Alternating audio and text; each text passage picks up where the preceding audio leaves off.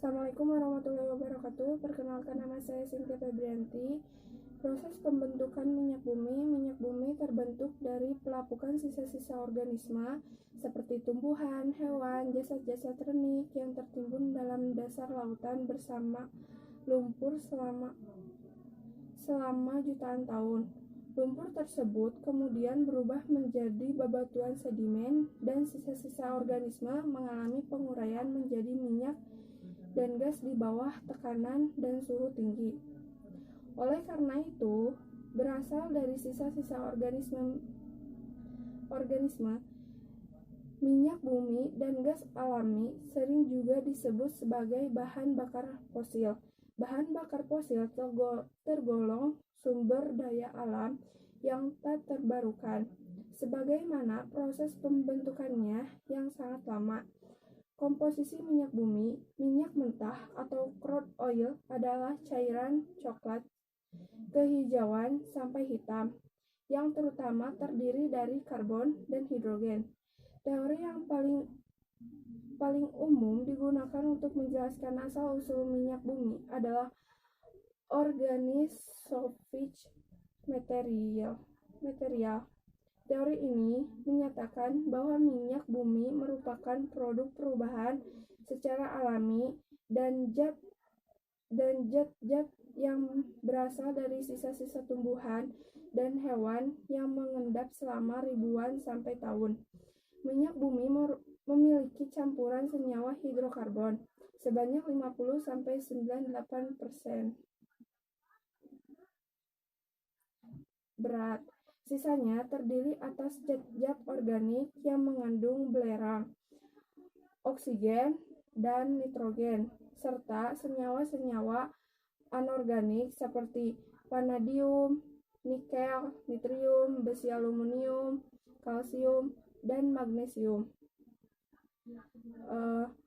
Unsur yang terkandung dalam minyak bumi: atom karbon 80-90%, hidrogen 11-14%, nitrogen 0,1-0,3%, air 0,5%, oksigen 0,05-1,5%, sulfur 0,05-6%.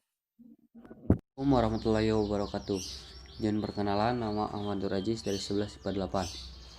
Pada kesempatan kali ini saya akan jelaskan tugas kedua, yaitu pengolahan minyak bumi dan fraksi minyak bumi beserta kegunaannya.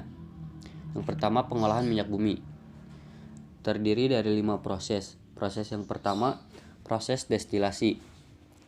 Proses destilasi merupakan proses pemisahan fraksi-fraksi yang terdapat di minyak bumi, di mana fraksi pemisahan tersebut berdasarkan pada perbedaan titik didih. Yang kedua, proses cracking. Proses cracking adalah proses pengolahan minyak bumi yang memiliki tujuan untuk menguraikan molekul-molekul besar senyawa hidrokarbon menjadi molekul hidrokarbon yang memiliki ukuran lebih kecil. Proses ini sering disebut dengan proses refinery. Proses yang ketiga yaitu proses reformasi. Proses reformasi mengubah proses struktur pada fraksi molekul yang mutunya buruk menjadi molekul fraksi yang mutunya akan lebih baik. Yang keempat, proses polimerasi dan alkilasi. Setelah adanya perbaikan atau perubahan struktur fraksi molekul dengan proses alkilasi, yaitu proses penambahan jumlah atom pada suatu fraksi sehingga fraksi molekul tersebut menjadi lebih panjang dan bercabang. Pada proses alkilasi ini biasanya menggunakan bahan tambahan katalis asam yang kuat seperti H2SO4, HCl, atau AlCl3 atau disebut asam Lewis. Dan proses yang terakhir, proses blending.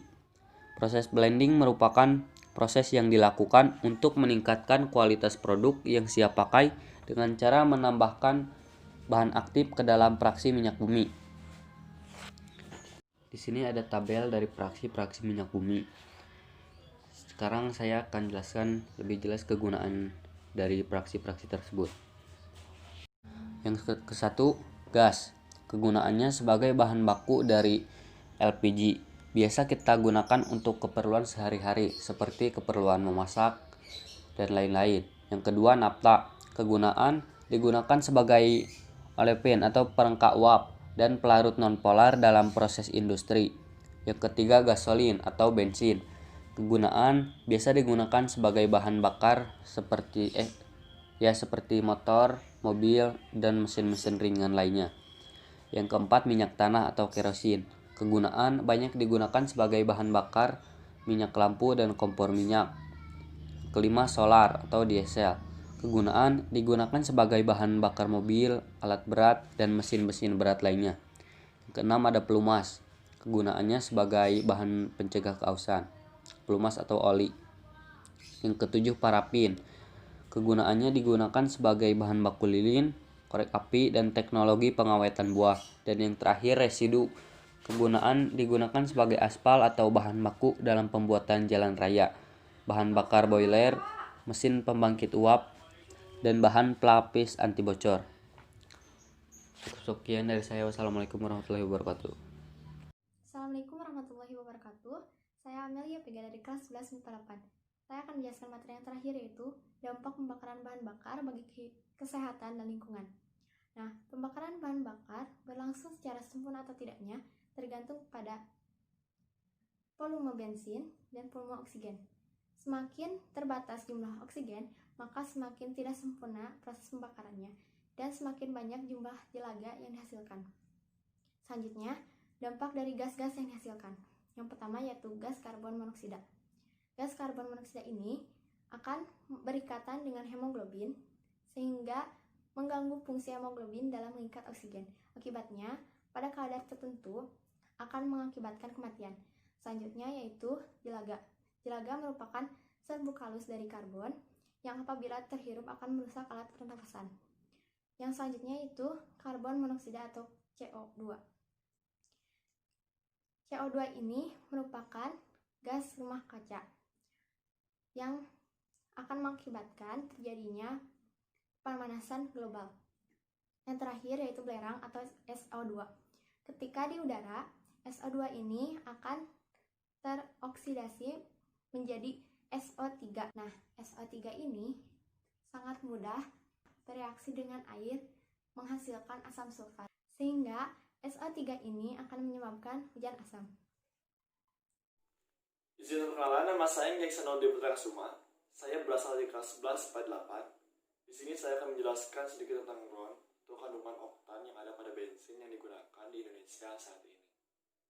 Bensin merupakan bahan bakar transportasi yang masih memegang peranan penting sampai saat ini. Bensin mengandung lebih dari 500 jenis hidrokarbon yang memiliki rantai C5 sampai C10. Kadarnya bervariasi tergantung komposisi minyak mentah dan kualitas yang diinginkan. Bensin dengan kualitas yang baik harus mengandung lebih banyak alkana, rantai bercabang, alisiklik, aromatik dibandingkan alkana rantai lurus. Kualitas bensin ini dinyatakan oleh bilangan oktan. Bilangan oktan merupakan ukuran dari kemampuan bahan bakar untuk mengatasi ketukan sewaktu terbakar dalam mesin. Semakin tinggi nilai oktan, berarti semakin sedikit ketukannya, dan semakin baik juga mutunya.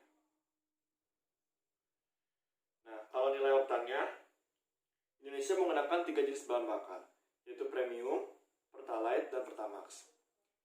Premium memiliki nilai oktan 88, sedangkan pertalite memiliki nilai oktan 90, dan pertamax memiliki 2 jenis, yaitu 92 dan pertamax plus sebesar 95.